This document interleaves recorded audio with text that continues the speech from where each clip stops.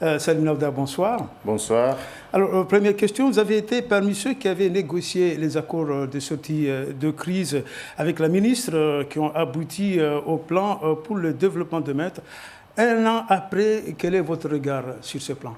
Mais déjà, pour une petite rectification, c'est que la ministre, par rapport aux engagements que le gouvernement a pris l'année dernière, il n'y a pas eu de négociations avec les meneurs du mouvement, mais il y a eu des discussions, des échanges, mais il y a eu une décision unilatérale du gouvernement sur les mesures à mettre en place à Mayotte.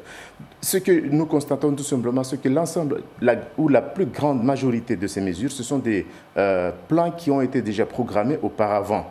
Donc c'était juste l'annonce des mesures qui ont été déjà sur le réseau, qui allait peut-être être mis en application. Ce que nous attendions par rapport aux engagements, il y a la question qui a été posée d'ailleurs par Balhachi, port, aéroport et les infrastructures. Malheureusement, à ce niveau-là, nous n'avons pas eu de réponse. Quand on voit les missions qui viennent à chaque fois, il y a une mission sur le transport aérien qui est venue à la fin de l'année dernière.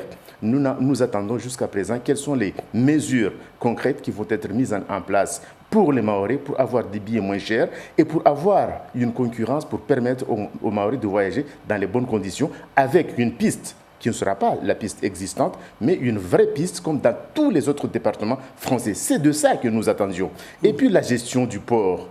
Quand elle dit aujourd'hui, il va y avoir des réunions qui vont avoir lieu où on va mettre en place les instances gouvernementales du port, ce n'est pas de ça que nous attendons. Nous voulons un port qui soit géré comme un port digne comme dans tous les autres départements d'outre-mer. Donc les mesures aujourd'hui, à part les annonces, à part des choses qui étaient déjà prévues avant le mouvement, c'est de ça que nous avons vu.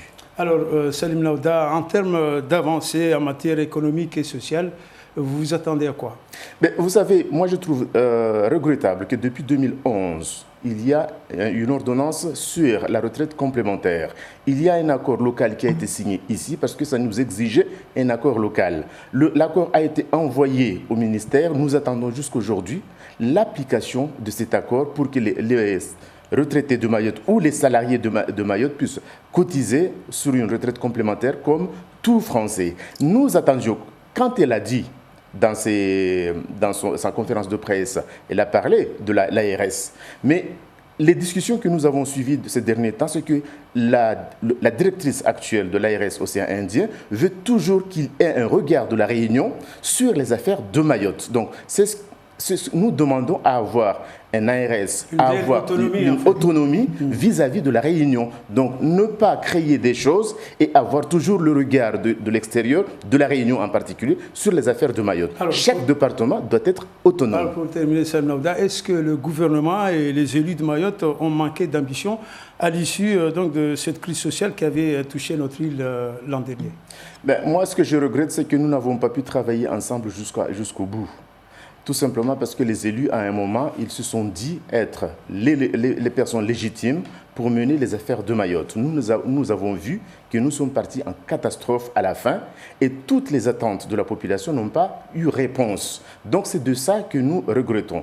Nous espérons que dans les jours à venir, dans les mois à venir, dans les années à venir, on changera des méthodes et on sera sérieux et on prendra en compte les demandes de la population.